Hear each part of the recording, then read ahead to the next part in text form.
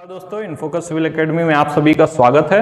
दोस्तों, जैसा कि आप लोग जानते हैं कि आपकी आरओ की परीक्षा लगभग 4 से 5 महीने में होना संभावित है। तो ऐसे में आप लोगों की जो तैयारी है वो जीएस और हिंदी की वह डेली बेसिस पर आप लोग कर ही रहे होंगे। इस क्रम में हम लोग जो अपने स्तर पर एक कार्यक्रम चला रहे हैं जिसमें हम लोग हिंदी में पूछे जाने वाले सभी विषयों, चाहे वो प्री और मेंस दोनों की बात हो, उसके साथ ही निबंध के लिए आवश्यक तथ्यों को भी साथ में देखते हुए चल रहे हैं डेली बेसिस पर। और इसमें हम लोग आज का जो सेशन है उसको शुरू करते हैं। सबसे पहली चीज जो हम लोग देखते हैं वो है ऐसे कोटेशन। और आज का जो ऐसे कोटेशन है वह बहुत ज्यादा यूज होने वाला है। ज्यादातर लोग इसको अपने साहित्य के निबंध में इसी से शुरुआत करते हैं भूमिका में। तो इसलिए मेरा पहली बात तो ये एक सजेशन रहेगा कि आप लोग इस वाले कोटेशन से अपने निबंध की शुरुआत ना करें, क्योंकि ये कुछ ज्यादा ही प्रचलित हो गया है। तो थोड़ा सा कम अपीलिंग रखता है अगर काफी सारी कॉपियों में यही वाला निबंध का कोटेशन चला जाता है। आगे बढ़ते हैं, इसको बीच में कहीं आप यूज कर दीजिएगा। फिलहाल देखिए, अंधकार है वहां जहां आदित्य नहीं है। अंधकार है वहां जहां आदित्य नहीं है, मुर्दा है वह देश जहां साहित्य नहीं है। इसमें दरअसल साहित्य की महत्ता के बारे में बताया जा रहा है। और जैसे कि किसी देश में अगर सूर्य नहीं है तो वहां पर अंधकार रहता है, उसी प्रकार से कहा जा रहा है कि अगर साहित्य कहीं पर नहीं है तो वह देश मृतक के समान है। अब ऐसा क्यों कहा जा रहा है? दरअसल साहित्य की महत्ता बहुत ज्यादा होती है। साहित्य केवल एक लोक रंजक विषय के रूप में नहीं है कि वह केवल समाज को एंटरटेन करता है, बल्कि वह समाज की दिशा को, समाज के सोचने को, समाज के नजरिए को, सब चीजों को बदलने का कार्य करता है। आप देखेंगे कि कई बार समाज में बड़ी बड़ी क्रांतियां हो गई और वह केवल साहित्य या साहित्यकार के ही भरोसे। आप चाहे तो फ्रांस की क्रांति में जो 1789 में हुई, उस समय में आप देखेंगे तो रूसो, वोल्टेयर, मॉन्टेस्क्यू, कांट, इन सभी लोगों के जो भूमिका रही उसको देख सकते हैं। या फिर आप देखेंगे तो जो रूसी क्रांति हुई उसमें आप देखेंगे तो कार्ल मार्क्स हो गए, तुर्गनेव हो गए, गोर्की हो गए, इन लोग को आप देख सकते हैं। या फिर एडम स्मिथ को आप अमेरिकी क्रांति में देख सकते हैं। तो ऐसे आप देखेंगे तो जगह जगह पे, भारत की अगर बात करें तो यहाँ पर आपके जो राजा राम मोहन राय, भारतेंदु हरिश्चंद्र थे, मैथिली शरण गुप्त थे, भारत भारती जिन्होंने लिखी, निराला थे जिन्होंने राम की शक्ति पूजा के माध्यम से स्वतंत्रता आंदोलन को एक दूसरी दिशा देने की कोशिश की। इस प्रकार से आप देखेंगे तो सभी ने अपने अपने स्तर पर काफी सारे प्रयास किए। साहित्य वास्तव में केवल और केवल एंटरटेनमेंट का विषय नहीं है, बल्कि इससे समाज की दिशा बदली जा सकती है। आप देखेंगे कि जब मध्यकाल में, जबकि सत्ता को हथियाने के लिए लोग, जो राजा थे वो अपने पिता तक को मारने पर उतारू हो जाते थे, भाई भाई में उत्तराधिकार के लिए युद्ध होता था, सत्ता का एक खूनी खेल चलता रहता था, वहां पर साहित्य के माध्यम से देश के सबसे बड़े कवि तुलसीदास जी ने रामचरितमानस की रचना करते हुए राम का उदाहरण दोबारा से समाज के सामने रखा, जिसके माध्यम से उन्होंने एक आदर्श भाई, आदर्श पति, आदर्श बेटा, आदर्श मतलब राजा, सबकी स्थितियों को, आदर्श देवर, हर किसी मतलब एक परिवार, जो आदर्श परिवार की स्थिति को उन्होंने समाज के सामने रखा, जिससे उन्होंने समाज को एक आदर्श प्रस्तुत किया, एक नजरिया प्रस्तुत किया कि ऐसा हमें होना चाहिए। एक मर्यादा पुरुषोत्तम जो कहा जाता है भगवान राम को, वह दरअसल मर्यादाएं ही उनकी पहचान थी। इसीलिए रामचरितमानस की रचना उन्होंने इसी परिप्रेक्ष्य में की, जब उन्होंने देखा कि समाज में आदर्श का विलोपन हो रहा है और परिवार की प्रथा जो है वो टूट रही है। ऐसे में उन्होंने ऐसी रचना की। तो यानी उन्होंने समाज को सोचने का नजरिया बदल दिया। आप कबीरदास को देखेंगे तो कबीरदास ने सामाजिक विषमताओं या विद्रूपताओं पे इतनी गहरी चोट की है कि उसके बाद आज भी देखेंगे तो उनके दोहे इतने ज्यादा सुने जाते हैं, क्योंकि वो इतने ज्यादा प्रासंगिक होते हैं, बहुत ज्यादा प्रासंगिक। उनके जितनी तार्किक सोच वास्तव में आज भी कई लोगों के अंदर नहीं आ सकी है, कई पढ़े लिखे लोगों के अंदर नहीं आ सकी है। तो इसलिए आप देखेंगे कि साहित्य का महत्व केवल और केवल आपके मन को बहलाने के लिए नहीं होता है, साहित्य का बहुत ज्यादा महत्व होता है। ऐसी बातें आप बेधड़क अपने निबंध में डाल सकते हैं, इन सभी उदाहरणों को जो भी मैंने दिया, और साथ ही साथ इस कोटेशन को तो डाल ही सकते हैं। आगे बढ़ते हैं कि अशुद्ध और शुद्ध शब्द तो अशुद्ध शुद्ध शब्दों में सबसे पहला जो वर्ड है वो है उंगली।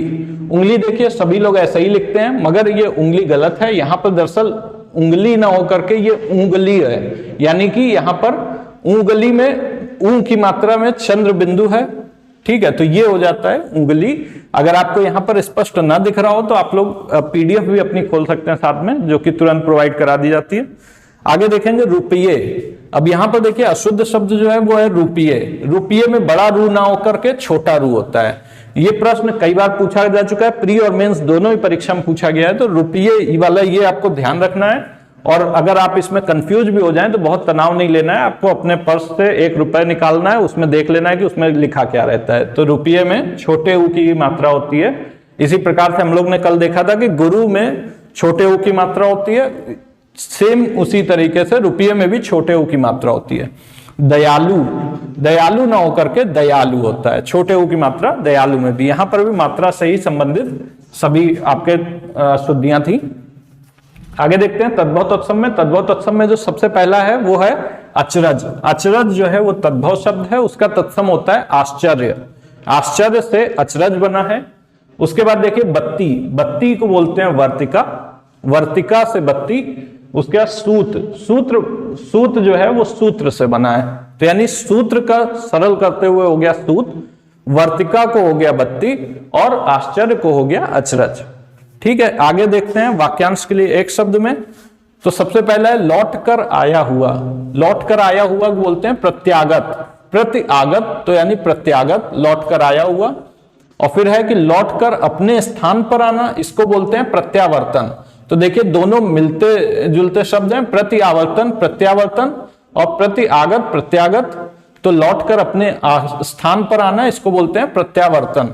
ठीक है, जो तर्क से न सिद्ध हो उसको बोलते हैं अतर्क्य। अतर्क जो तर्क से सिद्ध ना हो सके उसको अतर्क्य बोलते हैं। आगे देखेंगे शब्द विलोम में। विलोम शब्दों में देखिए सबसे पहला है कालातीत। कालातीत को बोलते हैं अनतीत, तो जो मतलब बीत चुका हो उसको कालातीत, और जो अभी समाप्त ना हुआ हो उसको अनतीत। कालातीत का हो जाएगा विलोम अनतीत। अधिकार, अधिकार का विलोम हो जाता है अनधिकार। अब देखिए यहां पे बहुत कंफ्यूजिंग चीज है। अधिकार का विलोम हो जाएगा अनधिकार, जबकि साधिकार का विलोम होता है निरधिकार। साधिकार में दरअसल सा प्लस अधिकार है कि मतलब अधिकार सहित, तो यहां पर कहा जा रहा है कि अधिकार के बिना यानी निरधिकार। तो ये साधिकार का हो जाएगा निरधिकार, जबकि अधिकार का अनधिकार, कि आप अधिकृत हैं। अगर इसी से हम बनाए कि अधिकृत, तो अधिकृत का हो जाएगा अनधिकृत। ठीक है, ना कि अनाधिकृत, या फिर ये ना में आ की मात्रा नहीं है। तो यहां पर आप इसकी वर्तनी भी देखते चलें कि ये सब लिखा कैसे जा रहा है। ठीक है, तो ये दोनों एक कंफ्यूजिंग है, इसको आप देख लीजिएगा, अनधिकार और निरधिकार। आगे बढ़ते हैं महत्वपूर्ण पर्यायवाची शब्दों में। तो पर्यायवाची शब्दों में कौवा है। कौवा का देखिए काक होता है, काक बोलते हैं कौवा को, काग बोलते हैं, करठ बोलते हैं, पिशुन बोलते हैं। ठीक है, अब देखिए काक बोलते हैं, काग बोलते हैं, करठ और पिशुन। काग के भाग बड़े सजनी के हाथ से ले गए माखन रोटी, तो वो जैसे एक दोहा था, तो वो काग कौवा बोलते हैं, काक बोलते हैं, करठ और पिशुन, ये दोनों आपके लिए नए शब्द हैं। और ये पिशुन का मतलब एक चुगलखोर भी होता है, और ये काक, काग, करठ, पिशुन। ठीक है, आगे बढ़ते हैं कबूतर। कबूतर का देखेंगे तो कबूतर का जो है वो कपोत, कपोत आप लोगों को पता है, कपोत बोलते हैं, हारीत, कपोत, हारीत, पारावत और रक्त लोचन। तो ये आपके 4 कबूतर के हो गए। कपोत ये सारे आज पक्षियों पे ही हो रहे हैं, कौवा, कबूतर, तोता। तो देखिए कबूतर, अब चूंकि तोता तो पूछा गया है, और कौवा और कबूतर ये आपके लिए इंपॉर्टेंट हो जाता है क्योंकि एक पूछा गया है इसलिए। तो देखिए कबूतर में कपोत हो जाएगा, हारीत हो जाएगा। हारीत आपके लिए एक थोड़ा सा कंफ्यूजिंग है और नया शब्द है, तो कंफ्यूजिंग तो नहीं कहेंगे बल्कि ये समझ में ना आने वाला ऐसा है। और पारावत, पारावत हो गया, रक्त लोचन हो गया। आगे देखते हैं तोता। तोता को कीर बोलते हैं, कीर भी बोलते हैं तोता को। सुआ बोलते हैं, पता है आपको। रक्ततुंड बोलते हैं, दाड़िम प्रिय बोलते हैं। रक्ततुंड मतलब इसके चोंच जो है वो लाल होती है, इसलिए रक्ततुंड बोल दिया जाता है। सुआ तो पता ही है आप लोगों को कि सुग्गा या सुआ ऐसे बोलते हैं। दाड़िम प्रिय, दाड़िम मतलब अमरूद होता है, तो अमरूद तोता को बहुत प्रिय होता है, इसलिए दाड़िम प्रिय बोल देते हैं। रक्ततुंड बोल देते हैं सुआ, कीर। कबूतर को बोलते हैं कपोत, हारीत, पारावत, रक्तलोचन। अब देखिए यहाँ पे दो वर्ड कंफ्यूजिंग है। एक तो रक्तलोचन अगर बोले मतलब लाल जिसकी आंखें होती हैं, रक्तलोचन वो हो जाएगा कबूतर, और रक्ततुंड जो है ये हो जाएगा आपका तोता। तो इन दोनों को आपको ध्यान रखना है। यही कंफ्यूजिंग चीजों की वजह से इसको एक साथ लिखा भी गया है। रक्तलोचन मतलब कबूतर और रक्ततुंड मतलब तोता। ठीक है, आगे बढ़ते हैं कि आपका जो प्रशासनिक शब्दावली है उसमें देखते हैं। तो सबसे पहला है एडहॉक। एडहॉक आप लोग बहुत ज्यादा देखते होंगे, एडहॉक पे वैकेंसी आई है कि परमानेंट आई है। तो एडहॉक का मतलब तदर्थ होता है, परमानेंट का उल्टा आप समझ लीजिए। तो एडहॉक का मतलब तदर्थ हो गया। ठीक है, इसका एग्जैक्ट जो हिंदी ट्रांसलेशन होगा वो तदर्थ होगा। कमिटमेंट, कमिटमेंट है, कमिटमेंट का मतलब होता है प्रतिबद्धता।